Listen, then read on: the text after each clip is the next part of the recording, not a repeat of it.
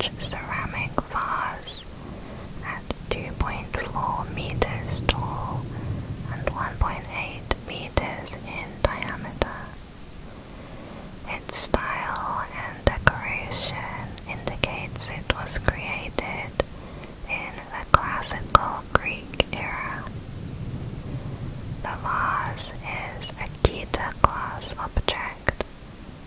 It is completely unbreakable by any known method. If a successful method is discovered, SCP-019 is to be destroyed immediately. Periodically, entities will emerge from the pot. These entities vary, but are usually small, somewhat humanoid, and very hostile. They often will attack with their teeth or claws. They are reasonably strong and pose a threat in large numbers. However, they are quite fragile and also flammable. When kept at 0 degrees Celsius and totally still, the entities will emerge at a rate of about 1 per hour. Although a number of things are known to affect this rate of manifestation, including the movement of the vase, threats to the vase, extreme temperature changes, sudden changes in the surrounding environment, or putting objects or organisms into the vase. Other things that may possibly influence the manifestation rate are the presence of humans nearby and the current weather. In addition, tipping or tilting the vase will create a reaction where viewers looking into SCP-019 from above will see a dark hole. After several experiments, the following was documented. A manifested entity specimen was removed from the containment chamber and kept in a reinforced pen. It was provided with water and live chickens for food. The entity made quiet, continuous, garbled vocalizations, determined to sound similar to ancient Hellenic languages. Despite this, the entities are still thought to be no more intelligent than animals. This particular entity lived for less than 48 hours, and a dissection revealed its anatomy was consistent with normal biology, but with a very unstable musculoskeletal structure. There was also an unstable respiratory system, almost non-existent digestive tract, and virtually no other internal organs. All other entity specimens have followed a similar pattern. It seems as though these entities were not intended to live for long amounts of time outside of the vase. After a while, the containment unit was slightly damaged by the entity specimens. Monitoring teams later reported that some specimens now appeared to be significantly more resistant to incineration than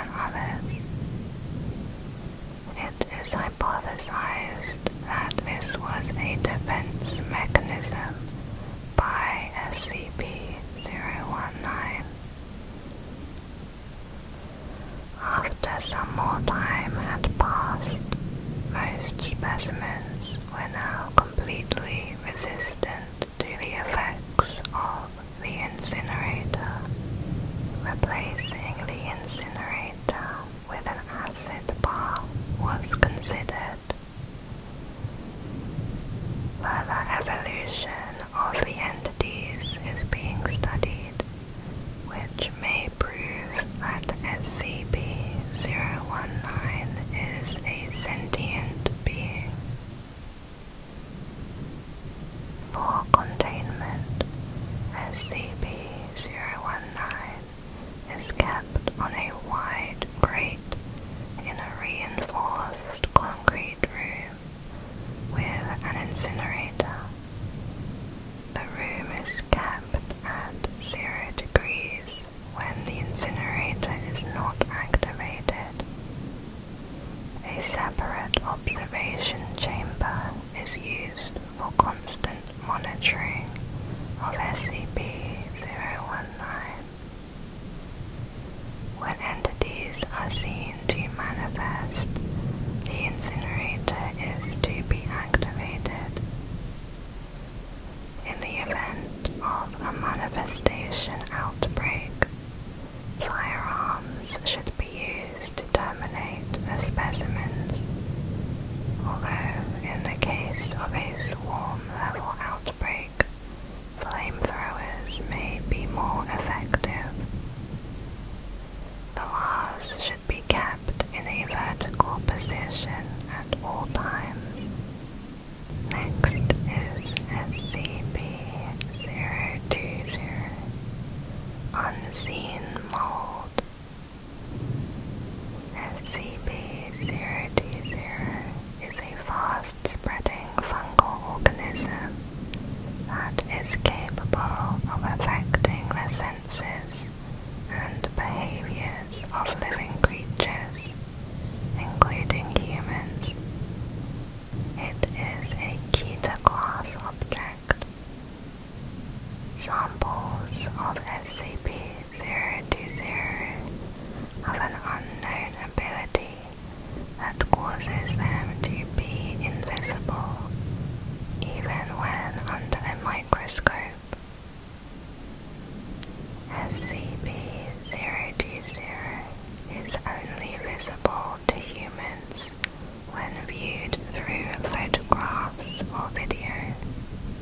Once SCP-020 forms a colony, it will produce spores that affect the behavior of humans around it. Affected subjects will increase the heat and humidity within their homes to create an environment more suitable to the growth of the fungus. Affected subjects become more sociable, often inviting people into their homes, which further spreads the organism. As the spores are invisible, the mold will sometimes grow directly on victims. As the spores reach a critical concentration, the health of the victim rapidly deteriorates, resulting in death. Further spreading of the mold can occur where the victims' bodies are encountered by healthcare providers and when being transported to the morgues. SCP-020 was first discovered when an undercover SCP agent noticed dramatic personality changes in personnel working at a hospital. Upon investigation, it was discovered that hundreds of civilians civilians had been infected, including the majority of the town. The civilian population was terminated, and the town was incinerated. It was covered up as a flash forest fire. So far, at least 12 outbreaks of SCP-020 have been reported. Samples of SCP-020 are stored in sealed cultivation chambers inside a sealed containment room at the Biological Research Area 12, accessed through an airlock. Nutrients are administered by automated systems. The cultivation chamber must remain sealed at all times.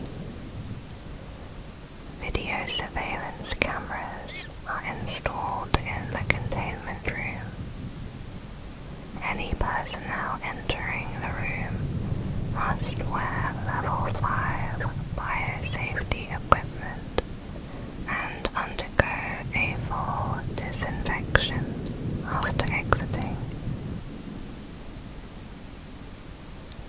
Next is SCP-021 Skin Worm. SCP-021 takes the form of a large, elaborate tattoo of an oriental serpentine dragon, which covers approximately 0.8 square meters of skin. This tattoo is fully animated within the confines of its host's skin. It behaves mostly as a normal animal would, but only in 2 dimensions. The tattoo's movement causes constant pain for its host, a pain similar to getting tattooed and tattoo removal at the same time. The tattoo spends most of its time on or near the torso. It has no intelligence beyond basic movement and feeding. SCP-021 appears to feed exclusively on pigments in the host's skin.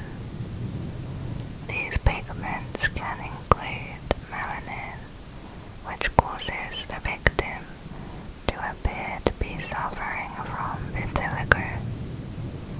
However, the organism prefers to feed on other tattoos and will seek out and devour these before resorting to melanin or other pigments.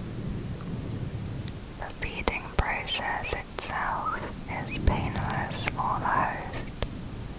The normal tattoo ink vanishes as it is eaten by SCP-021. The organism maintains a constant size, and no excretions have been seen. The organism moves at a speed of 0.6 square meters of skin per hour. The host can feed SCP-021 by tattooing fruits or small animals onto their skin. SCP-021 can sometimes be transferred between hosts via physical contact. In the case of successful transfer, the organism simply swims from one person to the other. The contact between 2 open wounds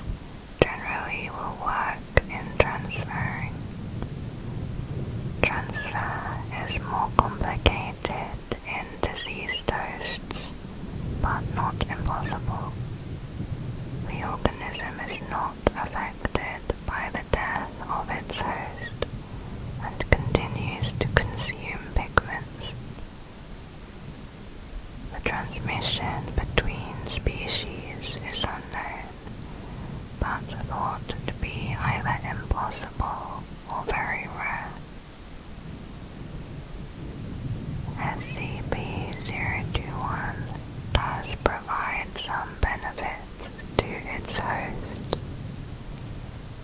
The tattoo accelerates the release of adrenaline and decreases lactic acid buildup, resulting in boosted strength, confidence, and pain tolerance, as well as reducing the after effects of fatigue.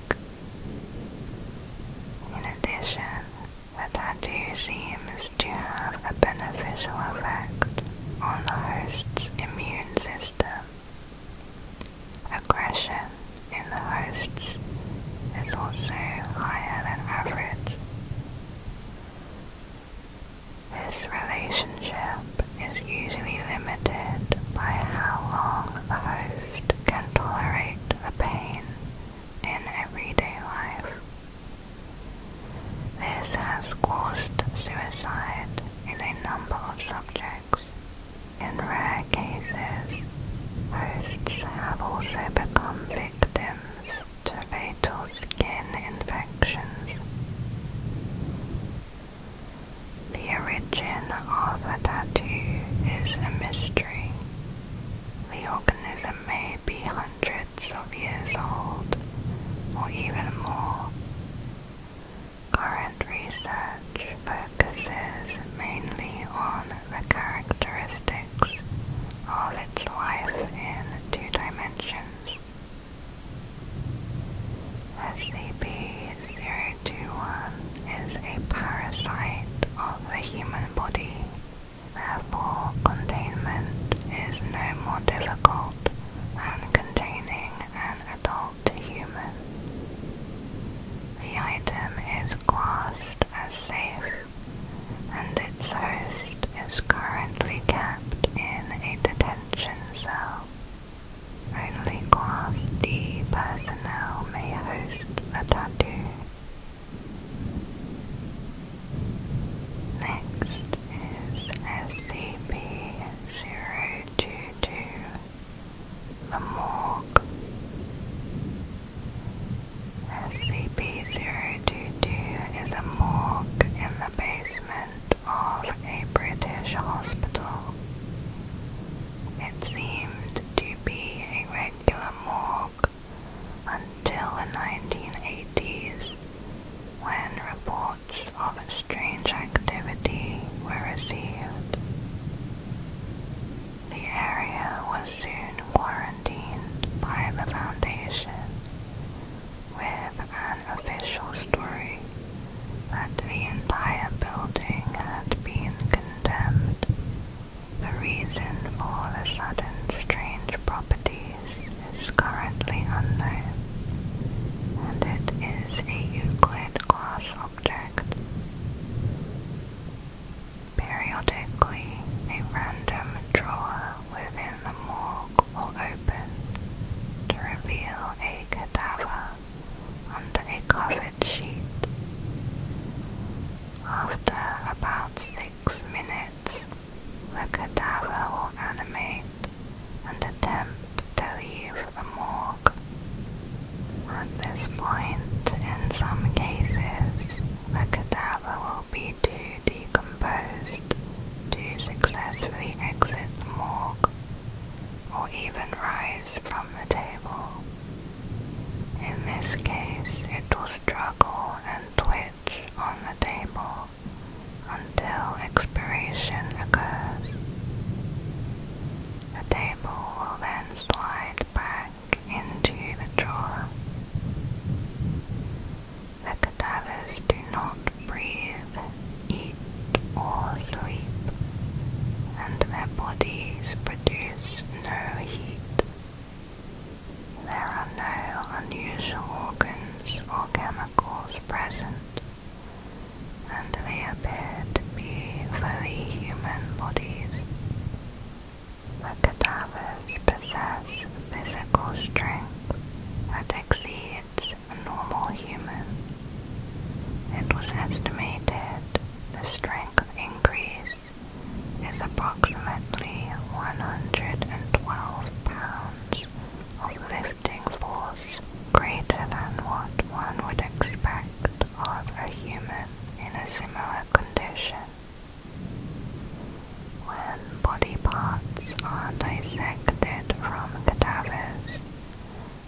portion with the greatest mass retains its effects, while all other pieces become stationary.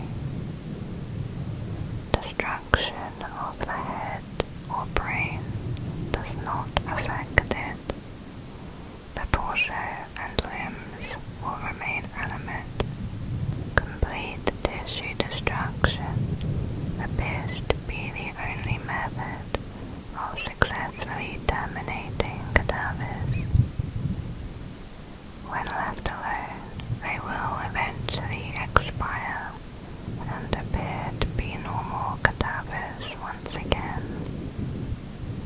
The amount of time can take anywhere between 2 days and 3 weeks. Investigations revealed that the cadaver bodies match the description of those reported to have been stolen from morgues across the country. Adding any new bodies to the morgue has so far been impossible. Any object that enters SCP-022 disappears shortly after entering the door, leaving no trace behind. If a cadaver has a functioning mouth, tongue, and trachea, it is able to communicate fully with researchers. Each interview with a cadaver begins in the same way. The subject will typically be hysterical until Foundation personnel are able to calm or restrain them. The following interview was documented between a cadaver and a doctor. This cadaver had the body of an Asian male, approximately 54 years old. Its chest had been stitched up, probably from an autopsy. Doctor, please identify yourself. Cadaver, my name is John. What the hell is going on? Doctor, that's what we're trying to figure out, John. How did you get to this state? Cadaver, I don't know. I was driving my car, coming home. I was driving and I crashed. Doctor, then what happened? Cadaver, nothing. I woke up here. Please, this has to be. Doctor, so you remember being in a car accident, then woke up here in the morgue. Do you have any idea how you got here? Cadaver, I didn't get here. Don't you get in? This isn't me. I'm not me. Doctor, what do you mean you aren't you? At this point, the cadaver became severely agitated and had to be restrained. This required 6 agents due to its strength increase. Eventually he was calmed and the interview proceeded. Doctor, now would you please explain what you meant? Cadaver, this is not me. I saw my reflection. I'm not some old Asian dude. This isn't me. Following this statement, the cadaver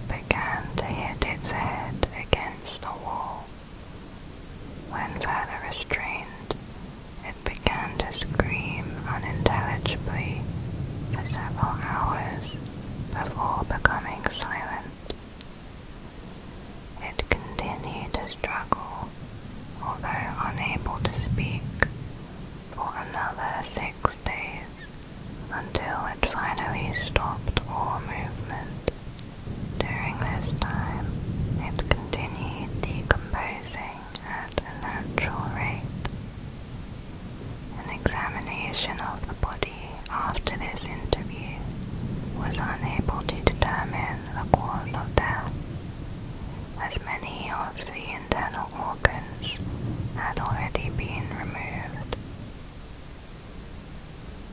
An interview with another cadaver was also documented. This cadaver had the body of a 12-year-old girl, but claimed to be an 89-year-old woman. A pile of matter was discovered on the floor of the room directly above SCP-022. It appeared to contain all matter that had been sent into SCP-022, with the exception of humans. All materials appeared broken and worn down. Metallic components were covered in large amounts of rust, with all biological parts being in various stages of decomposition. The time between placing an object into the morgue and it reappearing above is precisely 183 seconds. Humans who enter, however, do not appear in this pile. Instead, they become integrated into the morgue and may later animate as cadavers. A vault door has been installed to seal SCP-022. It remains locked at all times, with the only exception being the appearance of an animated cadaver.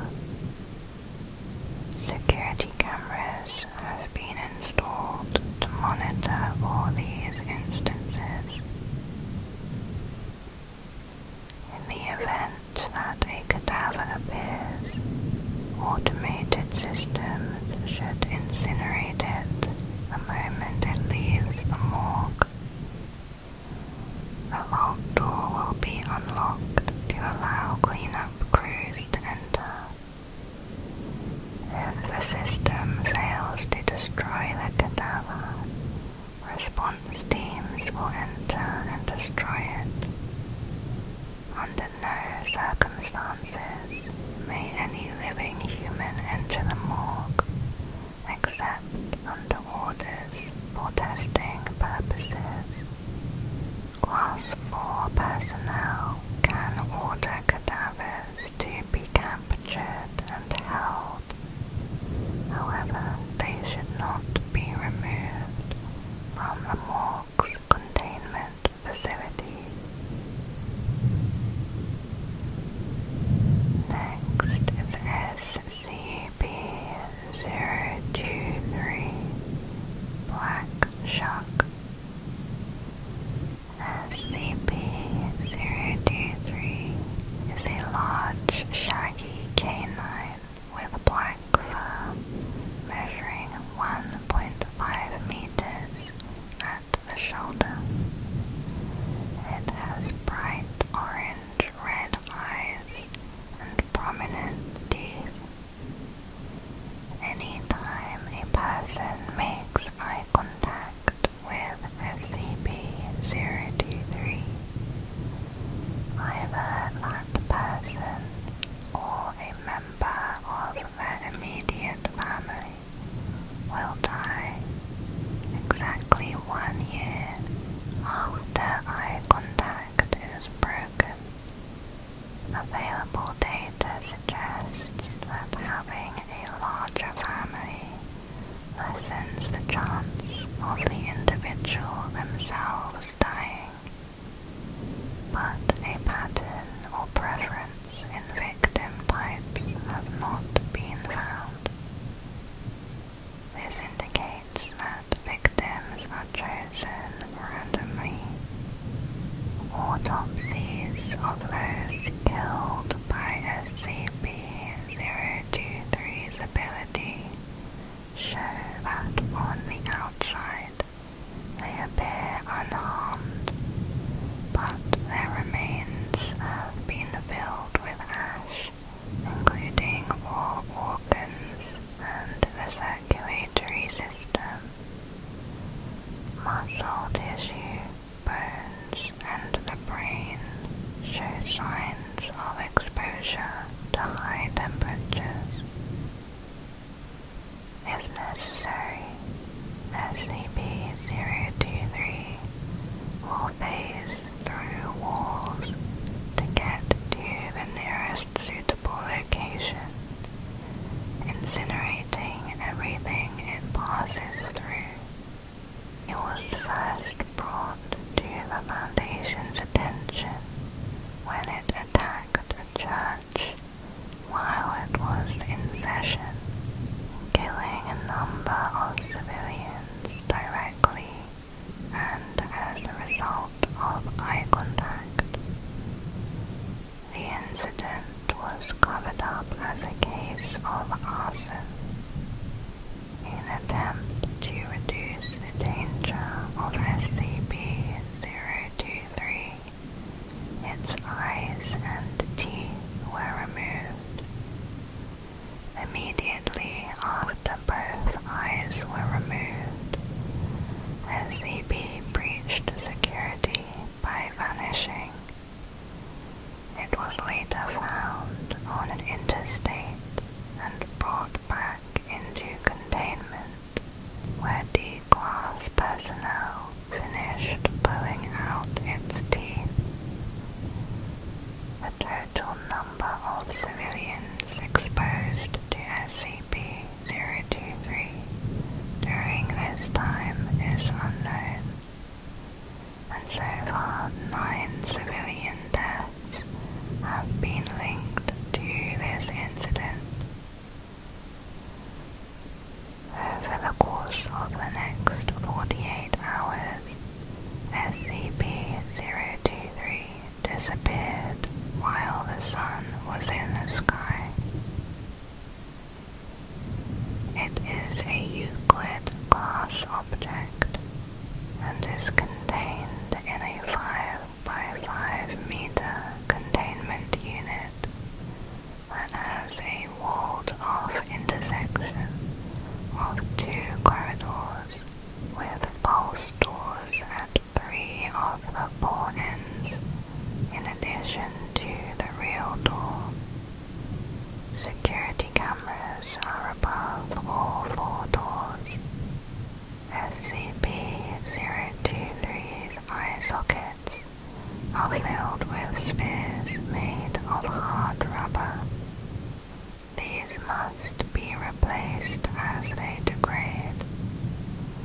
Eyes must be replaced individually and only after the sun has completely set. Personnel are not to look directly into the eye sockets. All reflective surfaces, including displays, monitors, and glasses, are not permitted within 30 meters of the cell. Experiments have been suspended indefinitely.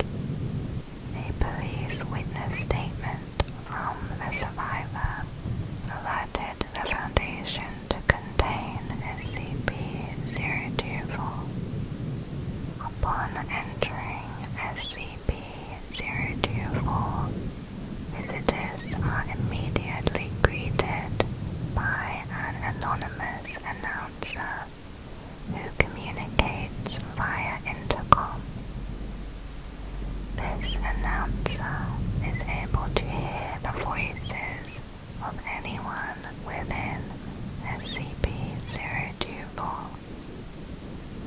The announcer will inform the so-called contestants that they are about to take part in a game show in which the winners will win fabulous prizes. But he also warns them the game will be extremely dangerous and that the losers will never leave.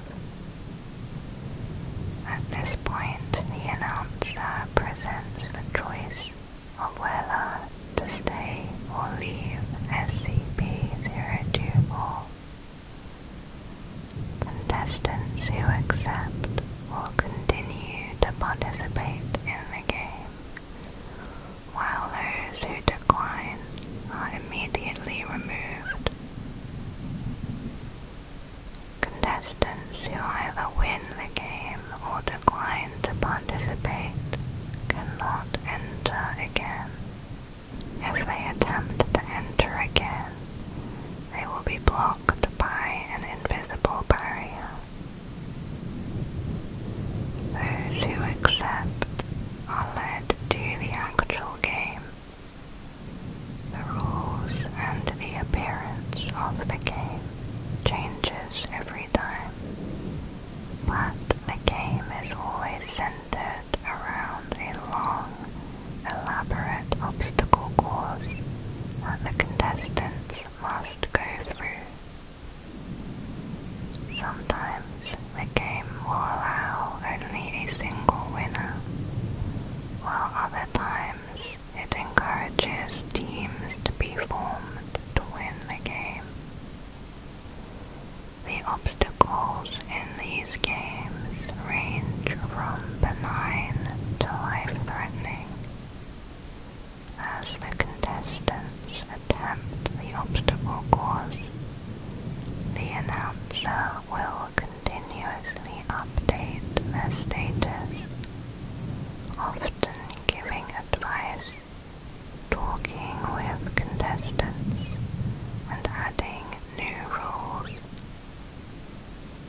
As the game progresses, the obstacles become more dangerous and difficult. Sometimes all of the contestants will fail to complete it. If this happens, the announcer will express sadness at the lack of a winner, and SCP-024 will shut down, resetting only when a new batch of contestants enter. Any attempts to break the rules, such as harming other contestants or bypassing obstacles, are met with extreme violence. The announcer will call out the offending contestant, who will be quickly removed from the obstacle course by studio guardians. These studio guardians will immediately materialize when called upon by the announcer, and then disappear when not needed. The offending contestant will never be seen again. When a winner is declared, he or she will receive a random prize. Any contestants who have survived the obstacle course but did not win are declared losers by the announcer. The lights will switch off and the winner appears outside of SCP-024 with their prize, while the losers completely disappear. The strangest part of SCP-024 is that after every game, a VHS tape or DVD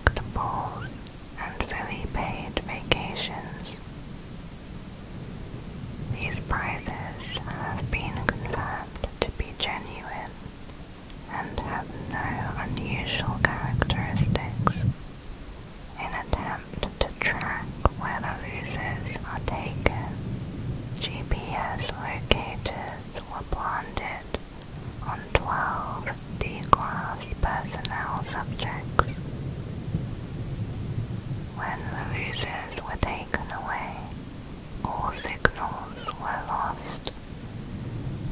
Cutting off all power does not affect the function of SCP-024. The announcer within the abandoned compound appears to be sentient and aware of events that take place on the outside. During one test, which consisted of only one contestant, the announcer instead engaged in a conversation with them.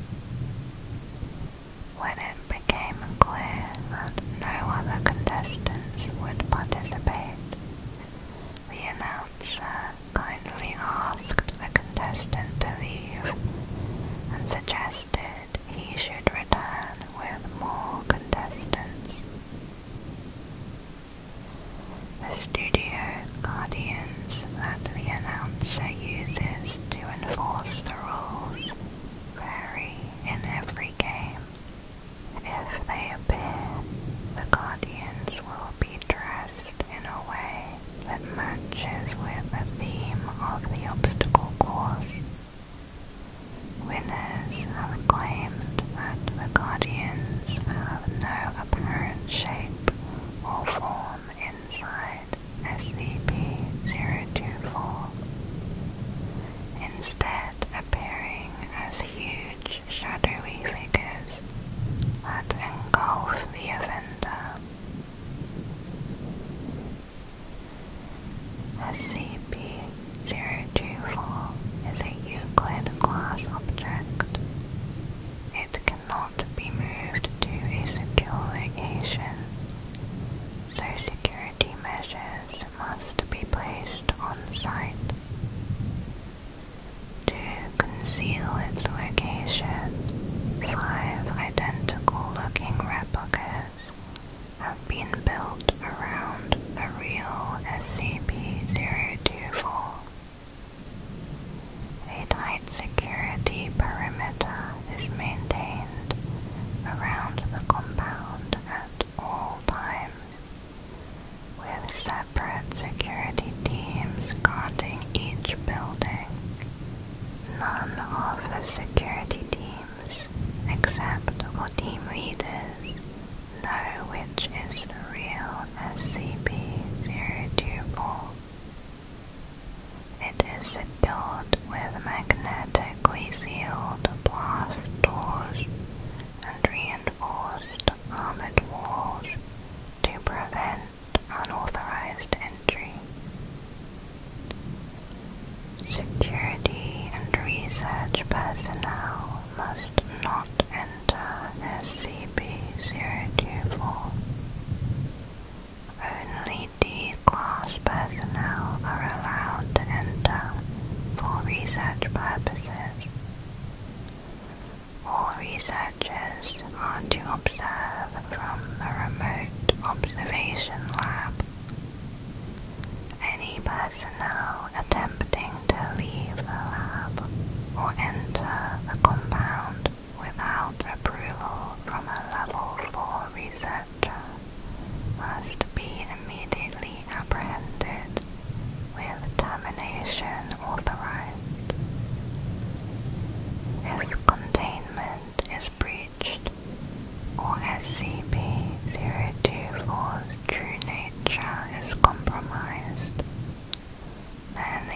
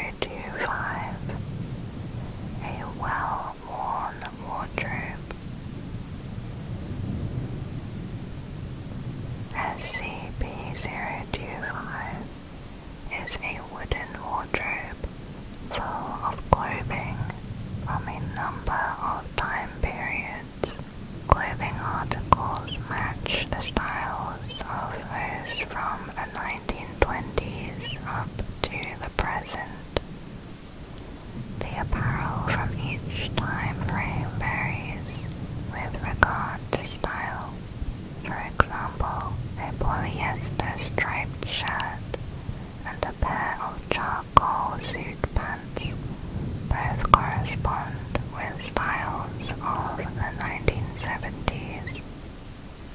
The only common aspect of every clothing article is that they are in poor condition, often with tears and holes. When any item from SCP-025 is put on, the wearer is observed either to die or suffer an injury within the next 24 hours. The cause of death or injury is linked to the flaws in the clothing. Wearing a glove with a fingertip cut off may result in the loss of the fingertip through an accident, like chopping onions. Similarly, a subject wearing a poncho with a sleeve missing will somehow cause the loss of the arm, such as an attack by a wild animal or a car accident that leads to the amputation of the arm. If placed in a sealed enclosure while wearing an item from the wardrobe, the wearer will either contract a flesh-eating disease that begins in the areas not covered by the clothing, or they will suffer an organ failure located under an imperfection in the clothing. These diseases may or may not be contagious. It is recommended that samples of a disease be taken to the lab for possible weaponization. The following is from a test log of SCP-025.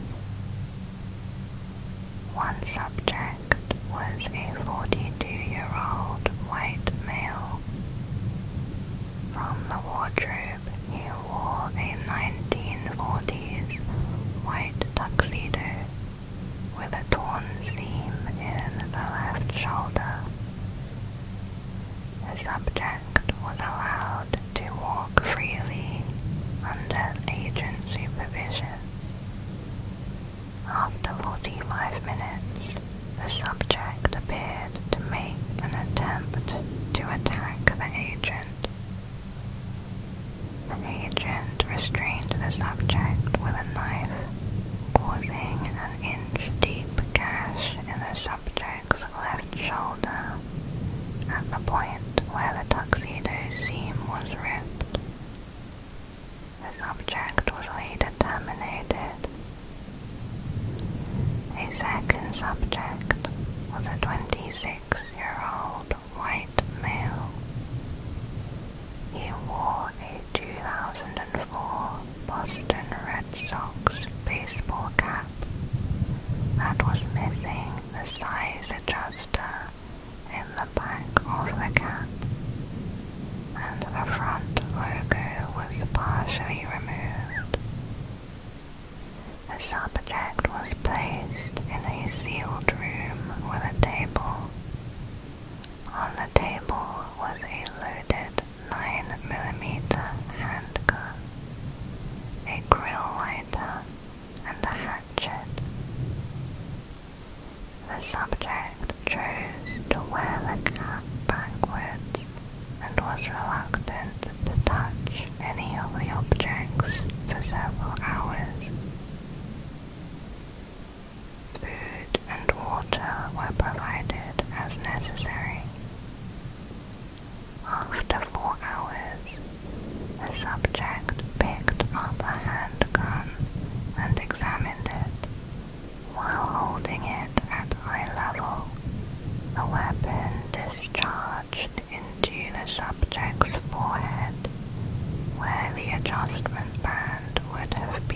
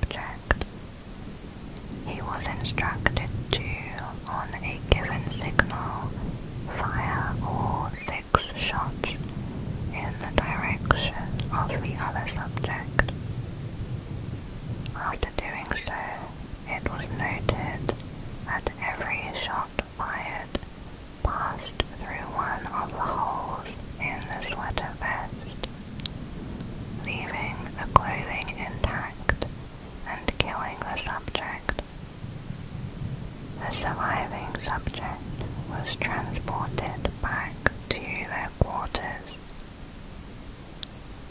In another test, the surviving subject wore the same sweater vest. He was placed in an empty room where the only objects were the overhead lights. The subject initially complained of boredom, then laid on his back and went to sleep. After 2 hours, 2 of the fluorescent light tubes suddenly fell. Both landed on holes in the sweater, shattering upon impact. One of the tubes broke into jagged pieces that impaled the subject in several areas, but only through gaps in the sweater vest. The subject's vitals persisted for another 6 minutes and then stopped. A fifth subject was a 30-year-old Hispanic female who was given a white 1980s shirt which had the right shoulder removed, left sleeve completely cut off, and the entire bottom hem was shredded. Most of the results of this experiment are redacted. All of those present were presumed infected, and all further tests involving 1980s fashion have been postponed indefinitely due to the safety hazards shown by this experiment. The object is classified as safe. SCP